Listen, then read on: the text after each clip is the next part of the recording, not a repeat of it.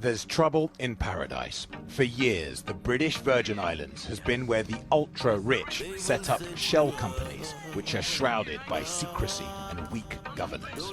So weak, the BVI governor set up a special commission last year investigating cronyism, widespread misuse of public funds, and possible links to drugs.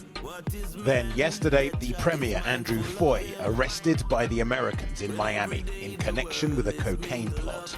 And this afternoon, a bombshell announcement with the publication of a long-awaited report into alleged corruption in the British Virgin Islands that will ricochet through the Foreign Office here. The Commission found that governance on the islands was so bad, they're recommending temporary suspension of elected government itself and replacement with an advisory council. In other words, direct rule from here, London. If approved by the Privy Council, which could happen within weeks, day-to-day control would pass to the BVI governor, career diplomat John Rankin, who'd appoint an executive council. Rankin said the commission had concluded, with a particularly heavy heart, that unless the most urgent and drastic steps are taken, the current situation with elected officials deliberately ignoring the tenets of good governance, will go on indefinitely.